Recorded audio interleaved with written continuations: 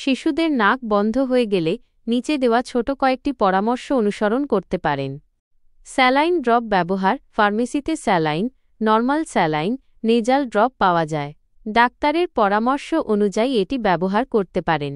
এটি শ্লেষ্মা পাতলা করতে সাহায্য করে। বাষ্প নেওয়া। গরম পানির বাষ্প, হট শাওয়ারের বাথরুমের বাষ্প শিশুকে কিছুক্ষণ ধরে নিলে নাকের শ্লেষ্মা নরম হয় ও শ্বাস নিতে সুবিধা হয়। তবে খেয়াল রাখবেন গরম পানিতে যেন শিশু পুড়ে না যায়। তরল খাবার। যদি শিশু খেতে পারে তাহলে তাকে একটু বেশি পরিমাণে তরল খাবার, স্যুপ, পানীয় খাওয়ানোর চেষ্টা করুন। ডিহাইড্রেশন এড়াতে পর্যাপ্ত জলপান প্রয়োজন। মাথা সামান্য উঁচু করে শোয়ানো। ঘুমানোর সময় শিশুর মাথার নিচে একটি অতিরিক্ত বালিশ বা তোয়ালে দিয়ে মাথাটি সামান্য উঁচু করে দিন। এতে নাক থেকে শ্লেষ্মা বেরিয়ে আসতে সুবিধা হতে পারে। নাক পরিষ্কার।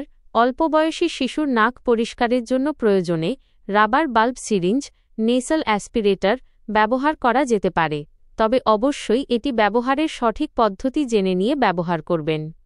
গুরুত্বপূর্ণ, যদি শিশুর শ্বাস প্রশ্বাসে খুব বেশি কষ্ট হয়, জ্বর আসে বা কয়েকদিনের মধ্যে নাক পরিষ্কার না হয়, তবে দেরি না করে অবশ্যই ডাক্তারের পরামর্শ নিন। কোনো রকম ওষুধ বা ডিকনজেস্ট্যান্ট ড্রপ ব্যবহারের আগে চিকিৎসকের সাথে কথা বলা উচিত। আর কোনো বিষয়ে জানতে চান